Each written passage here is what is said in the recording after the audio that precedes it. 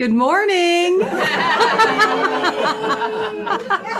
Oh, it's so good to be here with you all. It's November. Can you believe it?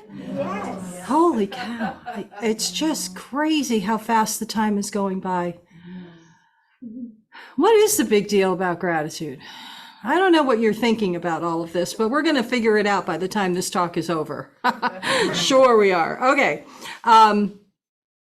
So I was thinking about what I could talk about in November. I knew this was the first Sunday of November, and November is normally or generally known as a gratitude month, right? We have Thanksgiving thrown in there, and everybody goes around the table. A lot of times in families, they go around the table at Thanksgiving, and the little kids roll their eyes. They just want to eat, and they have to think of something to be grateful for when it's Thanksgiving, right? I can tell you that in the recovery community, when you attend 12-step meetings in the month of November, if the topic for discussion is not gratitude, people are thanking the heavens above, because almost every meeting you attend for the next 30 days in November, the topic is going to be gratitude, right? But you know, I thought, okay, gratitude. What am I going to talk about? And I went into meditation. I thought about it a little bit. And, you know what popped up for me is unity principle number 5. And we say the unity principles here, and God is, and I am, and I think, I pray, and I live. And number 5 is I live. And what it means is it's not enough for me to read books and memorize statements. It's not enough. I need to put these things into action, not only just because I should, right? I like to take that word out of my vocabulary.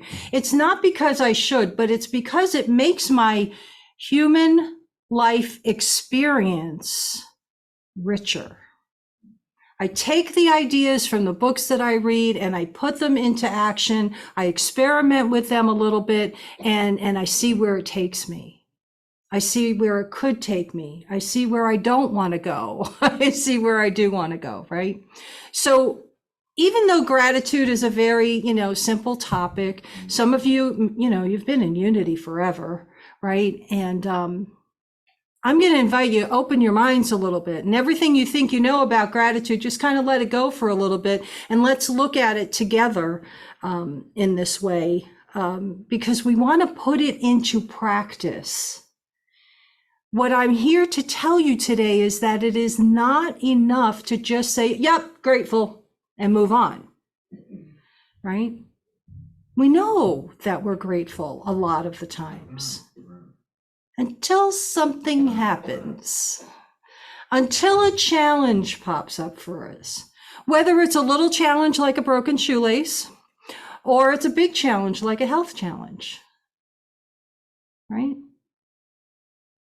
There's lots of other things that can go on, financial challenges, the loss of people, the loss of relationships for whatever reason, all of that, those challenges. But so how do I find gratitude in the middle of that stuff, right?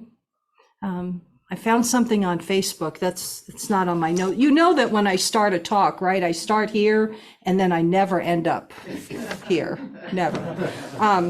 But I saw something on Facebook the other day about something that we often focus on the beginning, the event that happens, and then we focus on the end. But really, most of the journey is in the middle, in trying to move from the problem to the solution. And we don't bless that middle space enough. So that's what I'm talking about, that middle space of walking through it.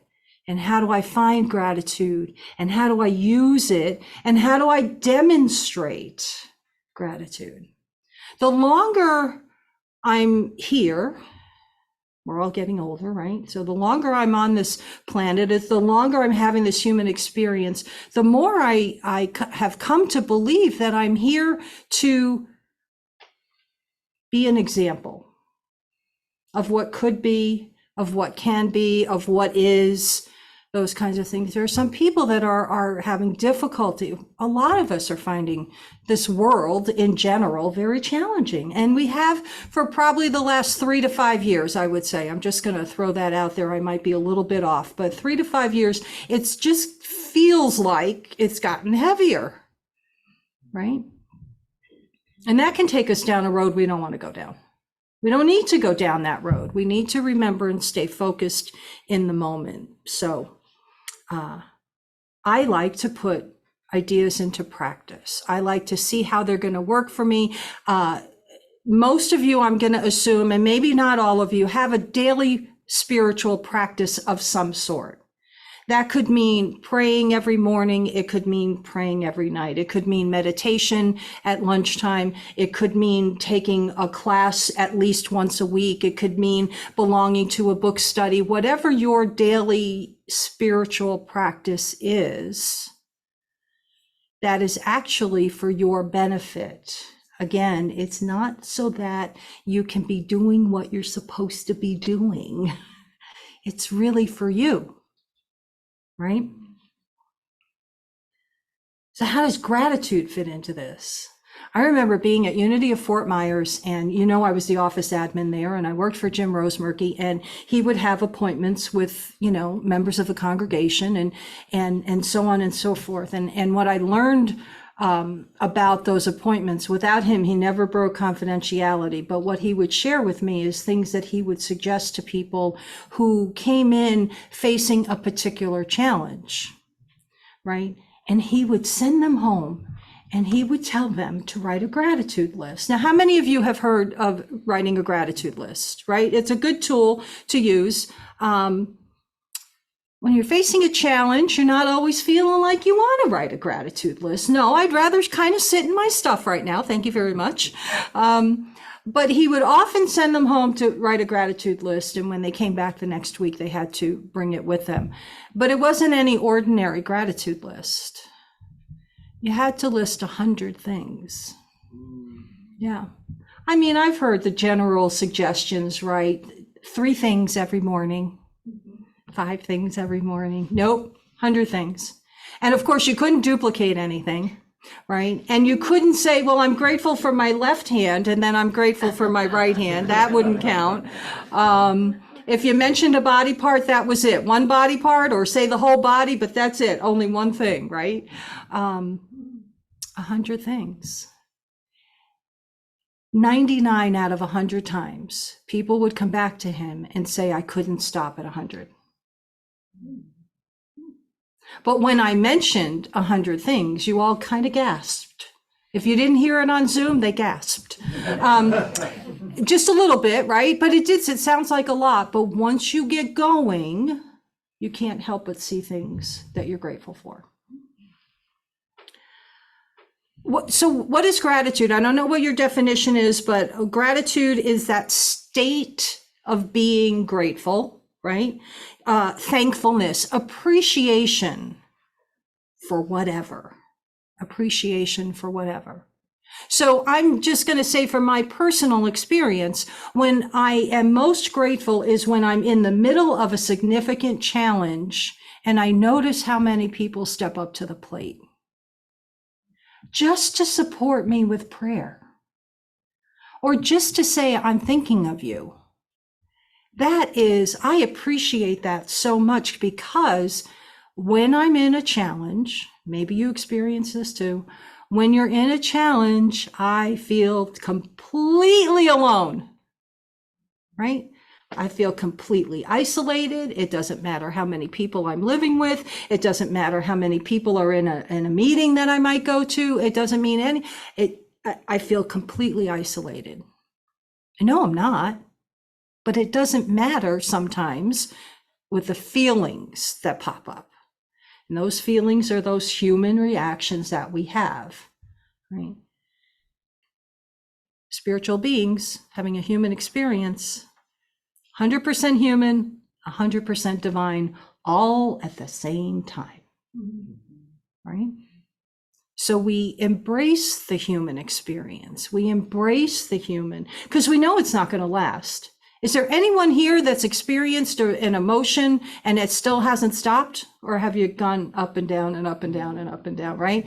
And nothing lasts forever, right? And where we are today and our belief systems and our go-to behaviors when we're under stress versus when we're not under stress, all of that has changed throughout the years, yes? Right? So we evolve, and what we appreciate today, we probably didn't appreciate when we were 17. Some of you are closer to have been 17 than I am, but anyway, okay. So I want to take a look at this more because in my experience, like I said, that when the toughest times that I have been through, the gratitude just lifts me up. It's very difficult to feel sorry for myself when I'm feeling grateful for something, even in the midst of a challenge. So, you know me and my love of quotes, right? So I started looking up quotes about gratitude. How many of you have heard of Melody Beattie?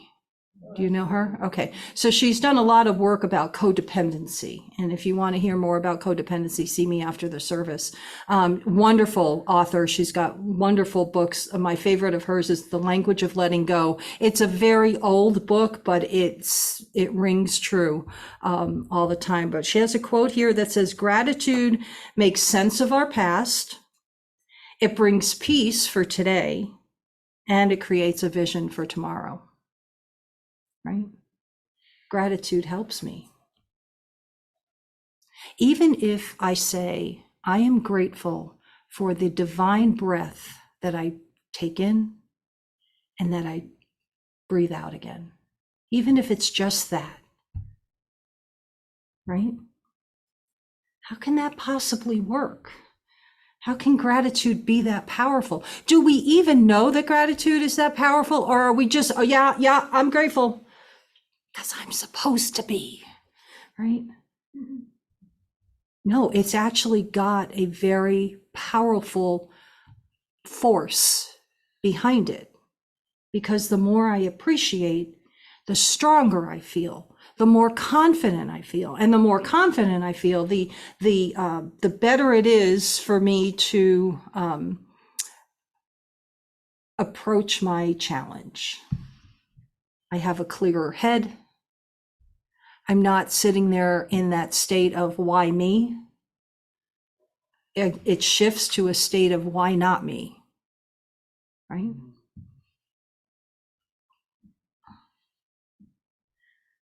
John F. Kennedy said this: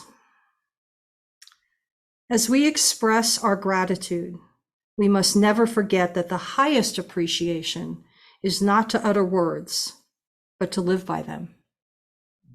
That was principle number 5. I wonder if he knew that, right? Maybe, maybe not. No, he's probably from a Catholic family, so they probably never heard of the principles. But anyway, but to live by them, it's the uttering of words. How many times have you known somebody who has said something to you and then they've never fulfilled their obligation, and it's just words at this point, right? Or if you have someone who's constantly apologizing to you, I'm sorry, but they don't change the behavior, right? It's not an amends because the behavior is still the same, right?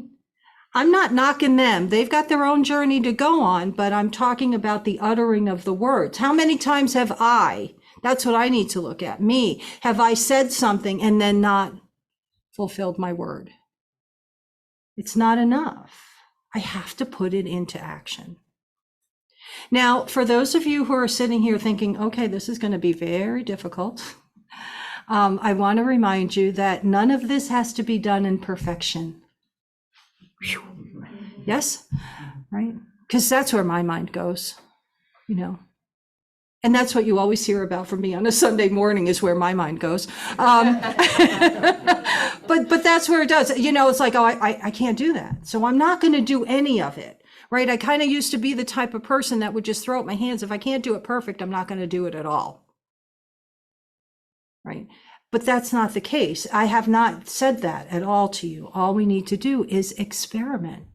We're explorers, right? We're trying things out, see what fits. What might fit for Elisa will not fit for Carla, or vice versa, or any of us, right? What works for me may not work for you. But what I'm inviting you to do is to take a look at how gratitude can be more of a tool in your life. It's like, oh yeah. One of my ex-husbands used to get mad at me. And his phrase was, "You always find the good in everybody." I'm not making that up. That's a direct quote. And the funny part is that our dynamic, I was probably at my emotional bottom in that relationship. Certainly wasn't giving it my best. But my reaction to that was, it's a bad thing. So I can't express when I see the good in someone else. I have come to grow out of that idea. I have come to understand it is okay to see the good in everybody. It is not okay for me to allow them to walk on me or to take advantage of me. But I can certainly love and like people. I can keep my distance if I feel I need to. But it's a good thing to see that Christ presence within everybody. Right. You know, I like to say everybody, including those people in Washington, D.C. You know, it's difficult to remember that. It's tough to remember that. Right. But it's good. And then seeing the good in everybody, I'm grateful for that ability today, because in the past, I was the kind of person that only saw the negative of everything. If the sun was out, it was too bright. If the sun wasn't out, where's the sun? There was no pleasing me. You know, the sun is out and it's not raining, right? Yay. This is a quote from Albert Schweitzer. At times our own light goes out and it's rekindled by a spark from another person. Each of us has cause to think with deep gratitude of those who have lit the flame within us. So here's my question to all of you here today. Who's lit that flame in you? When it feels like it's gone out, because your flame can't go out, but if it can feel that way. So when you feel like it's gone out, it's not there, and someone's come along and they've rekindled that spark, who is that for you? And the other question I have regarding that quote is this, and this is even deeper. Are you willing to have your light rekindled? Do you know of anyone who likes to sit in the drama? I have a few people like that in my life, you know? And what I have learned from that experience that I am grateful for is that they want to be there. They may not know that, but they seem to want to be there. And it's not my business to fix that. Maybe their whole purpose is to show me these things. Maybe their whole point in being in my life is to help me to learn my lessons. I don't know for sure. But that's where I choose to go with it. See me next week. I might have a change of heart, right? But that's the point. That's the point, is that it's not my job to fix them or change anything in anyone outside of myself. It's just, I'm going to shine anyway. And I need to be willing to let someone help me remember about that light within me. Because if I don't allow someone to do that, I can sit in my drama for a long time too. And at this stage of my life, drama is very uncomfortable. I grew up in drama, so it used to be the only thing I knew, right? I'm seeing a couple of heads nodding, so I think you're getting where I'm going with all of this. But finally, the final quote that I have here is William Arthur Ward. Feeling gratitude and not expressing it is like wrapping a present and not giving it. Right? Think of that one perfect present you bought for somebody. How excited you were when you got to give it to them, right? Funny. There is a joy that comes to us when we show our appreciation, when we show our gratitude for people. My gratitude for Unity of Central Massachusetts could never be fully repaid, right? You gave me an approach, you gave me a purpose in life, you allowed me to grow in front of your very eyes. You allowed me to make my mistakes. You allowed me to correct them. You allowed me to give suggestions, and we grew, and we're here. We're still here, right? It's right behind your shoulder on the wall. Unity. There you go. There you go. I can't repay it enough in my mind, right? And somebody might be sitting here going, yeah, we know you're grateful. Yeah, all right. But the point is that I want to always remember. I want to remember where I came from. I want to appreciate each and every experience that I had before UCM, after UCM, during UCM, all of that, right? Think about that joy that comes from giving a gift, right? When you're in the grocery line, you're buying your groceries and the cashier's having a bad day. All you have to do is appreciate them. A nod of the head, an offer to bag your groceries if they don't have a bagger, right? Oh, I see you're hurt. You stay there. I'll take care of this. I hope you have a good day. What time do you get off? Is it soon? Right. Some of them at the tail end of, I had that experience a week ago at the Dollar Tree store. I was buying some stuff and the girl was making mistake after mistake after mistake. She was just trying to ring me up, and she goes, nothing is working. And I said, well, what time do you get off? She said, a half an hour. And I said, you can do this. And she said, okay. And then everything started to work. Right? I got all of my little light bulbs that I was buying and left the store. It was awesome, right? It was I had gratitude for her that she was giving it her all. She had gratitude for me because I was noticing that she was giving it all and it wasn't working for her. And it all came together, When I left, I did tell her to go home and take a nap first. I don't know if she did. Eric Butterworth had this idea about gratitude being about the level of consciousness that we're coming at anything that we're doing. Eric Butterworth often said that if you look at situations from a higher perspective, then you can find the gratitude easier. And sometimes that's hard to do. But it's a great suggestion. If I can lift myself go into meditation and allow that higher self to take over and let go of that human voice rumbling, right? It works. I want to leave you with this quote from Myrtle Fillmore, co-founder of Unity. Praise and thanksgiving have within them the quickening spiritual power that produces growth and increase. Let me say that one more time. Praise and thanksgiving have within them the quickening spiritual power that produces growth and increase. Now, the Fillmores obviously started this movement in the late 1800s. It went through into the early 1900s before one and then the other passed. But the word quickening is one of my favorite words from them.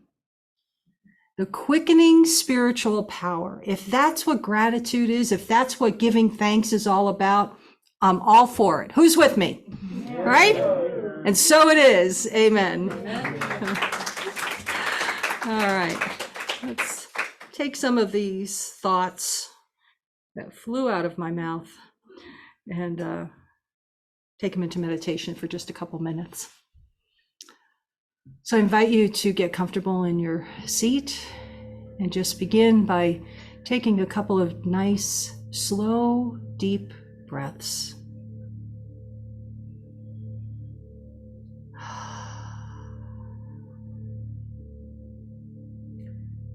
With each breath that you take, you can feel your body relaxing. Just a little bit more. Now little bit more.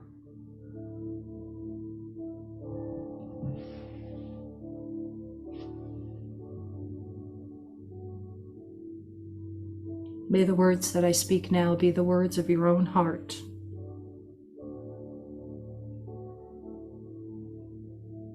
Gratitude is a very big deal.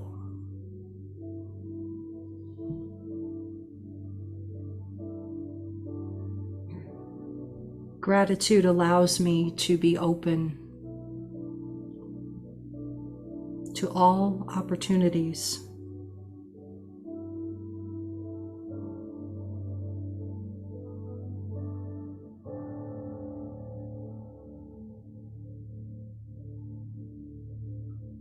The power of gratitude is a quickening spiritual power.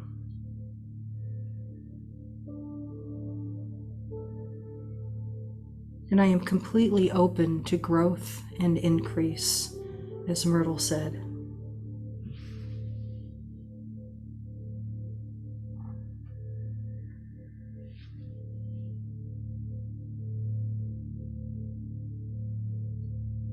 When I feel gratitude, I always express it.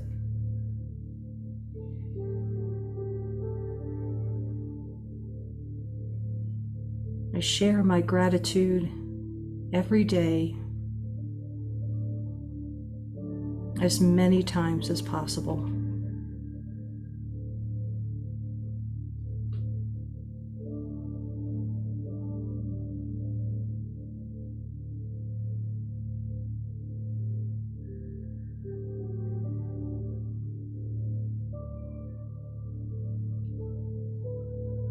I affirm that the highest appreciation is in living by the words that I speak.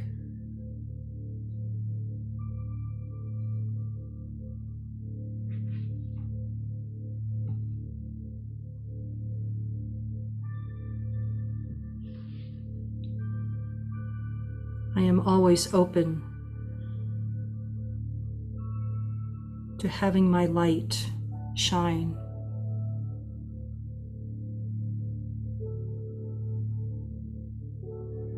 And when it feels like my light has gone out, even though I know it hasn't, I am willing to have it rekindled.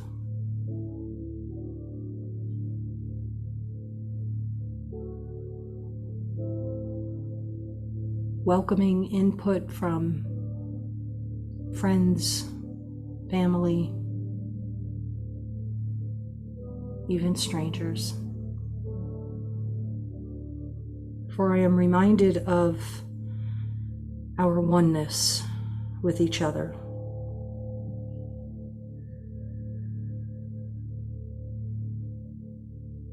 So today, I am committed to using gratitude in my life as a demonstration to others of how well it works, how powerful it can be.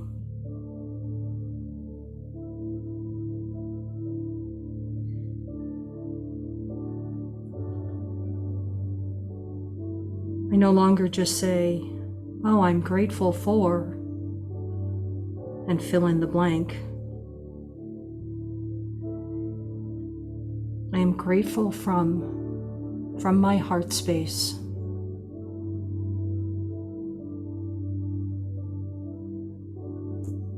And that quickening spiritual power takes effect.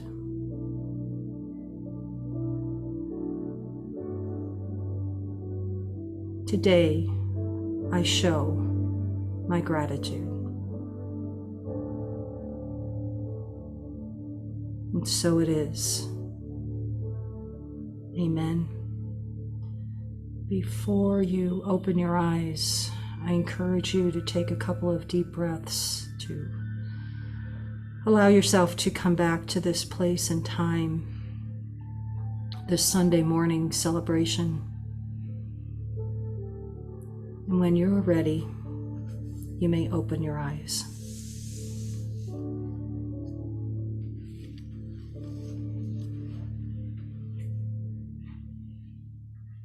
Welcome back.